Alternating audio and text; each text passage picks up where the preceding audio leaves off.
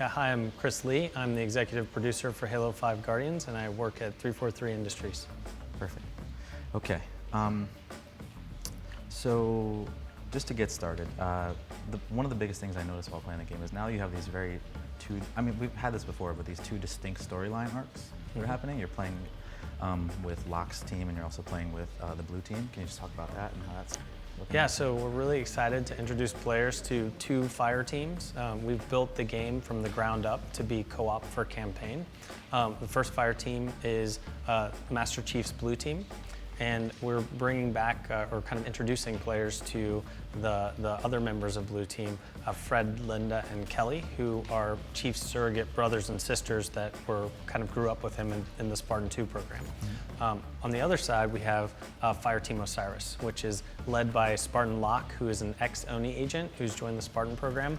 And he has Spartan Olympia Vale, who's a Sangheili linguistics expert, Spartan Holly Tanaka, who is an ex-engineer from the Army, and then we have Spartan Edward Buck, who fans will remember from Halo 3 ODST, who has left the ODST and joined the Spartan program. Awesome, yeah, I totally noticed that, and I was like, oh, I'm so happy that he's back, it's cool. We played 2 missions today. Can you just talk about where we are in those missions and where that sort of plays into the world right now? Yeah, the first mission we played today is called Blue Team, and that is a mission where Master Chief's fire team are dispatched to go and investigate an abandoned ONI space station called the Argent Moon that has been captured by the Covenant and missing for the last couple years. Then the second mission we're going to play today is going to feature the Fire Team Osiris, which is, that team is well into their pursuit of Chief. It's much later in the campaign. It's about halfway to 2/3 of the way through the campaign. And they are behind enemy lines and searching for a Forerunner construct to aid them in their pursuit of Chief. Cool. So one thing I noticed was, and this is kind of silly, but I noticed a lot of enemy chatter, right? There's a lot of, there's like voices now. Some of the enemies have like very distinct voices. Can you just talk about that and how that sort of plays into things? Yeah, so we really wanted to bring back the personalities of the Covenant and the enemy. It's something that we, in Halo 4, we had them, they would speak, but it was something that you couldn't understand. So it really, I think, adds a dynamic element to the battlefield, really kind of lets you understand what the AI are thinking and lets you understand a little bit more about their tactics and how they're feeling about the fire teams fighting them in the combat on the battlefield. Yeah, awesome. One thing I want to talk about also is that there's a very noted female presence in the game. You know, you have like the Spartans that are part of the blue team, for example, it's half female. Can you talk about that decision and just like how, what went into that?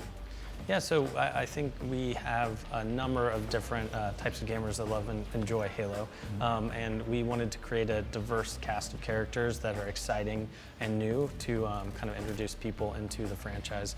For Master Chief, we really looked at the Spartans that he grew up with in the Spartan program. So if you've read Halo, The Fall of Reach, the novel, Fred, Linda, and Kelly were all there and really integral parts of those storylines to help show the development of Chief from a boy when he was kidnapped for the Spartan 2 program and then kind of grow into this legendary Spartan soldier.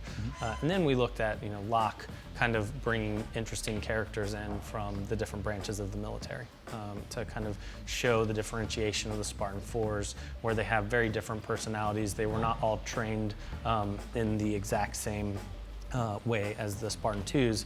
They were the best and the brightest in all the different branches of the military and then selected for the program. So I think it was really important to have a diverse cast and something that where we could use the characters to play off each other to tell interesting storylines. Yeah, absolutely. I wasn't saying it in a negative way either. Yeah. I'm excited about it. It's cool.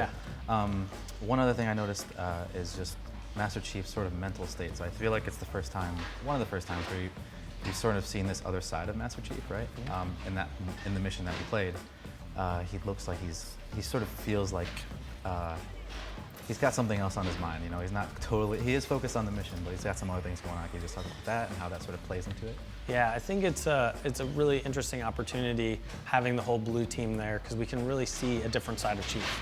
We have characters that know Chief in a different way. It's not just a commanding officer that's telling Chief to go and take on a big mission. It's it's Chief kind of making his own decisions on the battlefield and really showing not just obedience or kind of like following orders as he has in the past, but really trying to figure out the right thing to do and push forward and kind of take his team on that ride with him.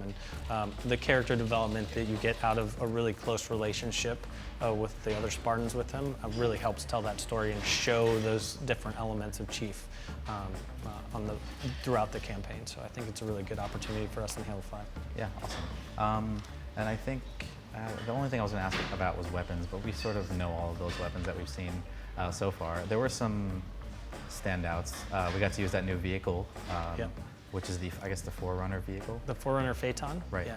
It's a vertical takeoff and landing vehicle, and it's a very powerful new flying vehicle that you specifically got to use in a massive encounter in enemy lines.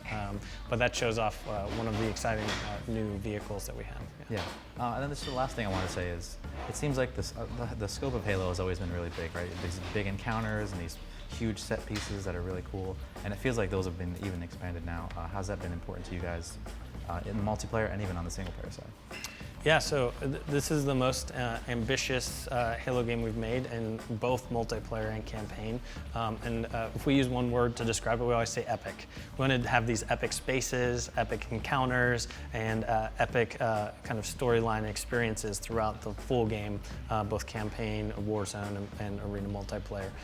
The campaign, we have these giant new spaces, and Fireteam Osiris has their tracking, Artemis tracking system that allows them to really explore the environment, take different paths, and we really wanted to give players these open-ended kind of combat encounters that were expansive, that they got to choose their own way through the sandbox. You could fight down the middle, you could try flanking paths, you could try to maybe use an EMP in some cases, but there's a lot of different opportunities for the players, and when you layer co-op on top of that, you have a ton of variety. You can have people doing different strategies or activities at the same time. So it can really make for an exciting experience every time you play.